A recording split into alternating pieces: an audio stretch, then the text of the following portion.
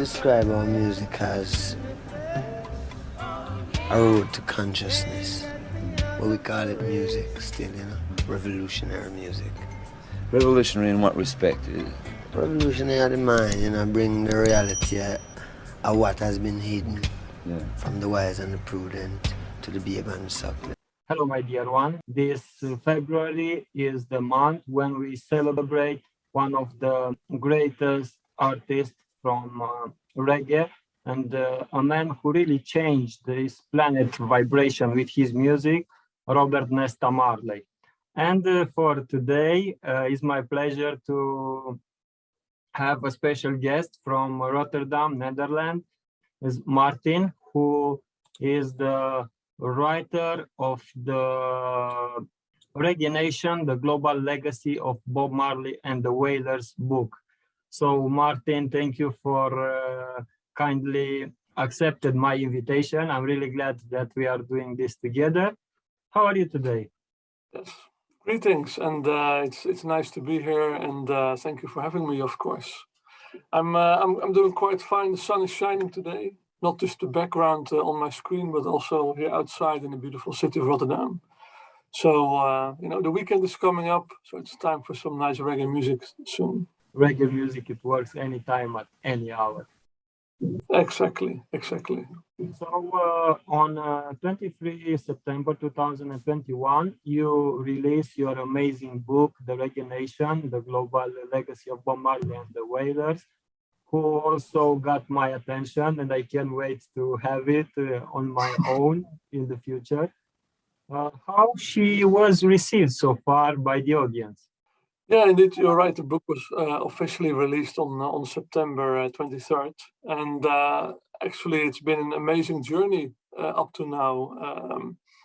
The book is literally going around the world. It's been going to Japan, to China, South Korea, Brazil, Colombia, Jamaica, of course, and obviously also across Europe and the Americas, even also Australia. Books going to Nigeria and Africa. So there's been a lot of interest in the book. It's been going around the world, and also what's very nice is that it has received a lot of attention from journalists. For example, in the Jamaican newspaper, Jamaican television, also in the Netherlands on the radio and the newspaper.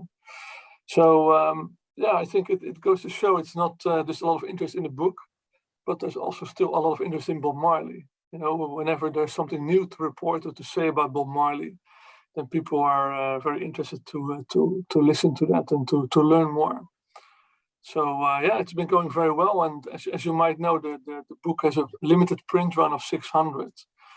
I think right now only about 10% of the books is still available. So wow, that's really nice. It's really nice accomplishment, and it's really great that Bob Marley's spirit is still alive and is still with us. So the best man to find out from if you can live with God. Now to find out from God, you have to find God. Now when we search in reality, we find Haile Selassie, King of Kings, Lord of Lords, Conqueror, Lion of Judah. That is our tradition. Why do you think this is happening even on nowadays?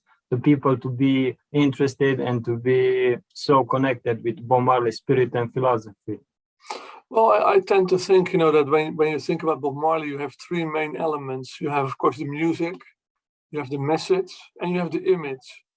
And they're all three connected, obviously. But when you listen to the music, it sounds nice. Of course, you can dance to it, you can relax to it. The message can also be nice, in the sense of well, three little birds or one love. But it can also be very sharp text, to inspire you or to, call up to emancipate yourself from mental slavery. So there's a lot of stuff in there in his text, in the song lyrics, which really can inspire you and which can make you feel close to Bob Marley and what he sings about. And of course, many of the topics which he sang about in the 1970s and 1980 are still relevant in our time. There's still oppressed people around the world. There's still a lot of poverty, hunger, injustice. And of course, finally, there's also the image Bob Marley, which, especially after his untimely passing, I think the entertainment industry and the Marley family have done very well, and also, you know, keep adding to that Marley image and making sure Marley stays alive, also commercially speaking. But I think overall, you know, people can identify with Bob Marley, where he came from, his whole story from a very small village in a poor country to performing around the world in the biggest concert venues with the music and with the message he wanted to share with everyone. And that's something that stays, that sticks also among new generations of people. Yeah, that's really great, because even right now in nowadays, when you listen to reggae, for sure it will be a new Bob Marley nephew. So the legacy will continue, the name will go on, and it will be immortal. So yeah. Really amazing. Yeah. When did you discover the first time Bob Marley music and message, and what really attracted you to him? So, well, of course, I think everyone listens to Bob Marley at one point or another, you know, because it's, at least in the Netherlands, and I suppose also in Romania, Bob Marley is also played on the radio, especially in the summer, for example. But when I really started to listen to Bob Marley was when I was a teenager, about 20 years ago. And I was at a friend's house, and he had an LP, Catch a Fire by Bob Marley and the Wailers. So he put it on, and I still remember very clearly listening to songs like Concrete Jungle, Slave Driver, and really thinking like, wow, what is this music? You know, it's the music which sounds so different from what I was used to from the top 40 pop songs being played, but also the lyrics, obviously, which are razor sharp, I would say. They really are about something. They deal with history, they deal with injustice, with pain, with suffering, but also hope and inspiration. So that day, that afternoon, actually was what started all of this. And I remember soon thereafter going on the internet, finding more about, you know, who is this guy Bob Marley? You know, where does his music come from? And I guess for the last 15 years or so, I've been continuously trying to find out more, and besides listening to and enjoying the music, also learn about the history and what it means and everything. So that's how it started. Really nice. Made a lot of money out of your music? Money. I mean, how much is a lot of money to you? Yeah, that's a good question. Have you made, say, millions of dollars? No. Are you a rich man? When you mean rich, what do you mean? Do you have a lot of possessions? A lot of money in the bank? Position make you rich? I don't have that type of richness. My richness is life, forever. So the Reggae Nation, the Global Legacy of Bob Marley, is your first book, or I know did you write one before, right? Yeah, so as I just mentioned, that was the start of a 15-year journey of finding out more. And along the way, I started to think, you know, I not only want to learn about Bob Marley, but also share what I learned. So at first I wrote like an online publication about Bob Marley's visit to Japan in 1979, because I studied in Japan for 6 months about 12 years ago. Then when I came back from Japan, I thought, well, this doesn't make sense. You know, I write about Japan, but not about my own country, the Netherlands. So that's when I started to do research about Bob Marley's visits to the Netherlands. He visited this small country 4 times, did 5 concerts. So I interviewed the people who were involved, the concert organizers, fans, journalists, did all sorts of research. And that ultimately resulted in my first book, Babylon by Bus, which was released in 2018, together with Gijsbert Hanekroot, who was a renowned pop photographer in the 60s and 70s. So, you know, the experiences from making that first book and seeing what is really needed to make a quality book, not just any book, but really top quality, that really helped in creating this, indeed my latest book, The Reggae Nation. So every time it built up step by step from an online document to a first photo book, and now the Reggae Nation book. Really, really great, yes, indeed.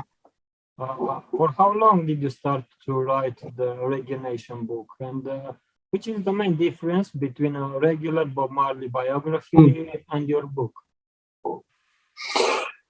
Yeah, so I started working on this project in 2011 because that was around the time I graduated from university, and I was still hungry, let's say, for more knowledge.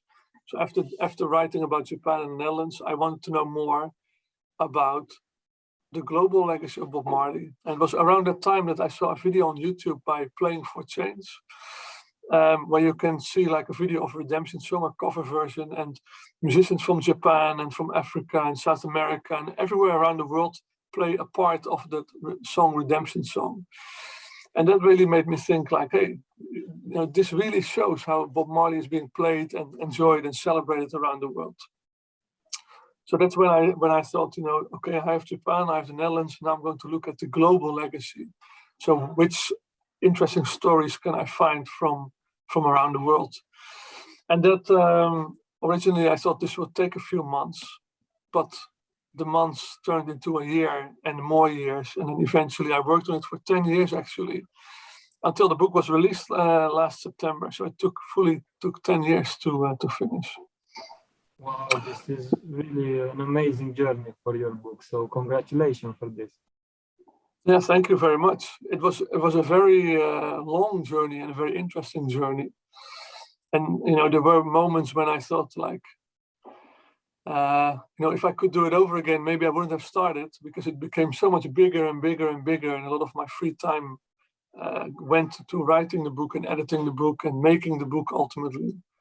But I do believe it was all more than worth it. And, as they sometimes also say, sometimes the journey is even more beautiful or nicer than the end goal or the result. In this case, it was a beautiful journey, which also brought me to many countries for the research. And there's, of course, a beautiful book right now. And I believe you also asked another question about the differences between my book, The Reggae Nation, and other Bob Marley biographies. So, of course, there are already hundreds of books about Bob Marley in many languages, not just English, but French, and maybe even in Romanian. I'm not sure, but it could be. But most of them are about his life story from his birthplace in 9 Mile in Jamaica, very humble beginnings, and then his rise slowly to global fame, and ultimately, of course, his unfortunate passing in 1981. So my book is really, it's a combination of a global history of reggae and what I call a reggae travelogue or reggae travel guide. So how it starts is 3 or 4 introduction chapters where we go back in time to the history of Jamaica, and how the people of Jamaica actually became the people of Jamaica because they were brought there from Africa, from America, from Europe, and they brought music and culture with them. And then we see how out of all that came ultimately ska, rocksteady, reggae music, the Rastafari movement, and then how those things went international again, went global. So how reggae music, which was a Jamaican music phenomenon, went to a global music movement. And of course also the role of Bob Marley and the Wailers in that, with their albums, with their tours and everything. And after that, it's really a tour of the world. So across all the continents, starting in Europe, then North America, South America, Africa, Asia, and we end high in the mountains of Nepal, in the Himalayas. So it's about 50 different countries with all unique, fascinating stories, I would say. Some stories are about Native American tribes in America, in the Grand Canyon, who got like addicted, let's say, to Bob Marley, or the Maori in New Zealand, or Australian Aboriginals, or ethnic minority groups in China who have adopted reggae music as their own sound to empower them. So there are numerous stories like that, which really, when taken together, show how much Bob Marley has meant, Bob Marley and the Wailers, and also continue to mean, musically, spiritually, politically, culturally, in numerous ways.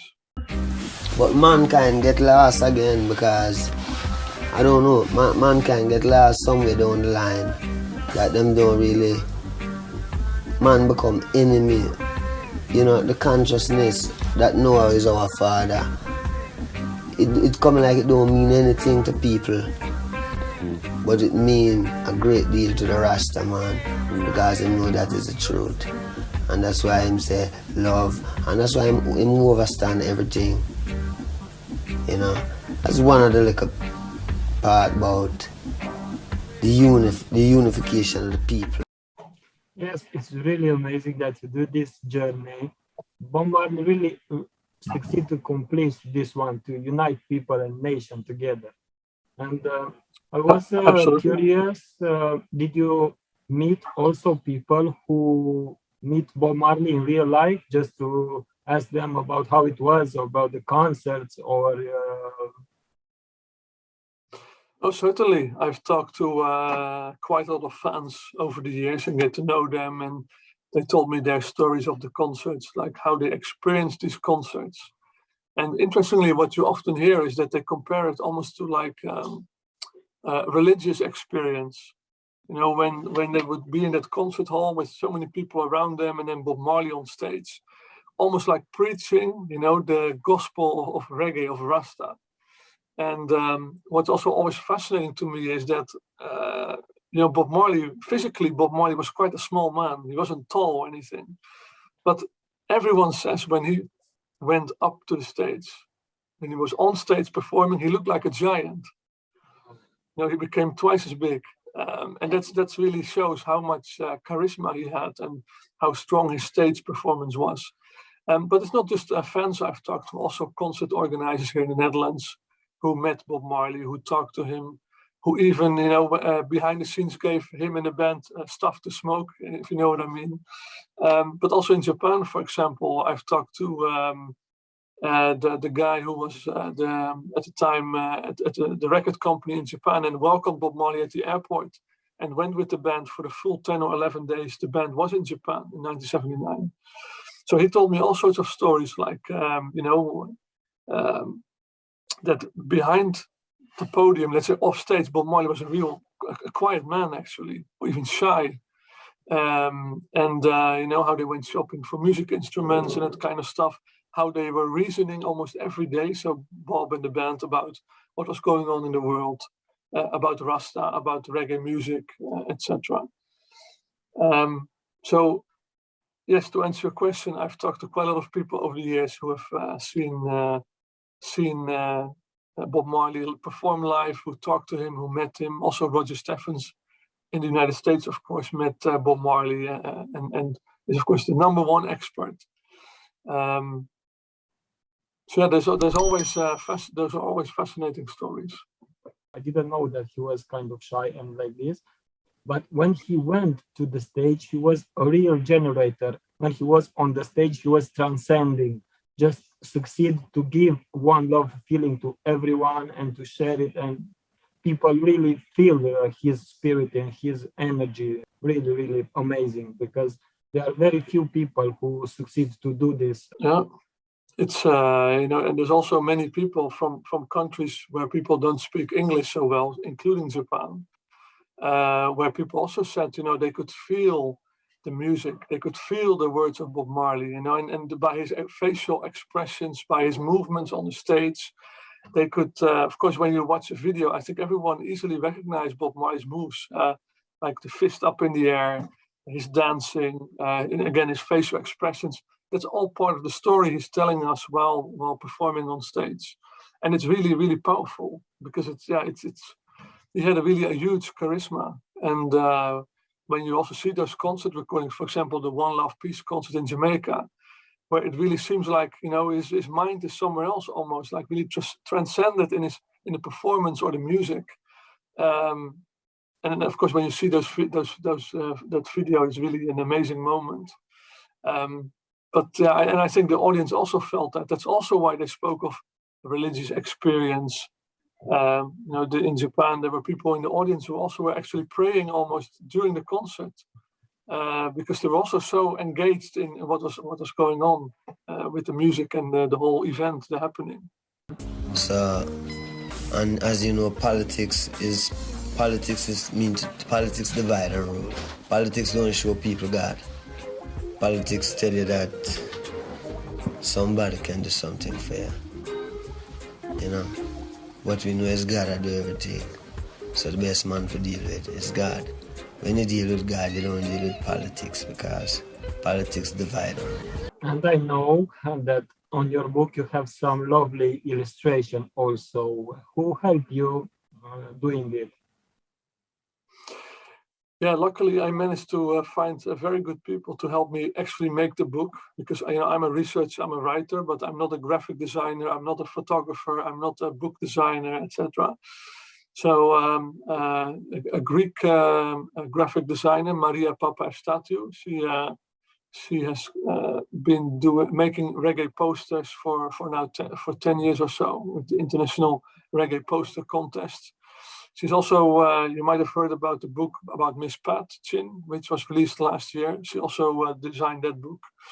And I think about 2 years ago, I reached out to her as she bought my first book, Babylon by Bus. And I reached out to her saying, I really like your graphic designs. And maybe would you be interested in designing my book? And luckily, she was interested. So I think... So the last year before the release of the book, we were working together to really design the book. The cover of the book, all the pages. Where should which photo go, which illustrations, etc. So it's very simple. Without Maria, the book wouldn't have been as beautiful and as great and as colorful as it is today. Yes, I know Maria only from the internet, and I know I saw her illustration, and I'm in love also on her work and art. And hopefully in the future, I really want to make an interview with her. Yes, too. Okay.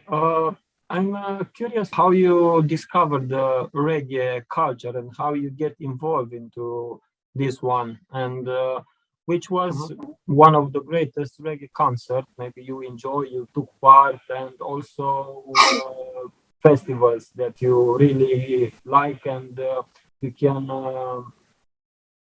also share it with the people and our audience also. Yeah, well, again, I see it really as a journey. It's been a journey since that day I discovered Bob Marley's work and started listening to more of Bob Marley and the Wailers. And of course, it began with Bob Marley and the Wailers, but it certainly didn't end there, because I always see Bob Marley really as a gateway into the world of reggae. And, there's so much more great music to discover from Jamaica, but also elsewhere around the world. In the book, I also write about quite a lot of bands and artists from around the world who have, let's say, followed in Bob Marley's footsteps. So that's basically how it went, just discovering more and more, and then reading. I also have quite a extensive library of other books about reggae and about Bob Marley and about Rasta and about the history of Jamaica. And of course also buy records, go to the concerts, the festivals. For me, the most memorable festival was the Rototom Festival in Spain, which I went to a couple of years ago. It was just 1 week of people from around the world, enjoying the music, enjoying the culture, the atmosphere, the music, the concerts, obviously. That was really something to enjoy to the fullest every day, also with beautiful weather. I think you also asked me about my favorite concert. Well, a couple of years ago, Tiken Jah Fakoly, an artist from Africa, from the Ivory Coast, came to Amsterdam. And Tiken Jah has for a long time been one of my top favorites of the reggae scene, in our time. So not just Bob Marley or the other, let's say, giants from that time. And that concert was really amazing. The sound, also his image and powerful performance.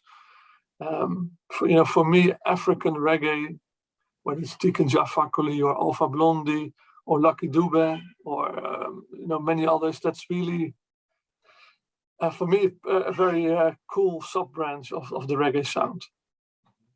So you are listening more into the roots rock reggae, right?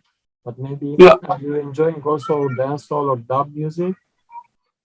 Oh, dub music, certainly. Yeah, dub music, certainly. I do have to say I'm not a real big fan of dancehall. Okay.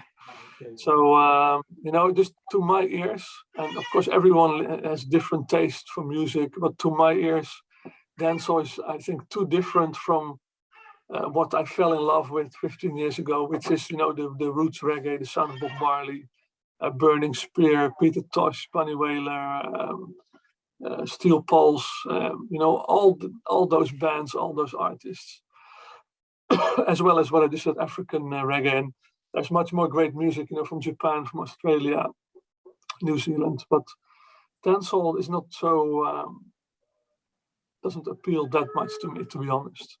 Yeah, yes, I feel you, because I'm kind of the same. I like more music with more substance, to be more spiritual, as I could say, with a lot more message than only money, girls, and parties. Yeah, exactly.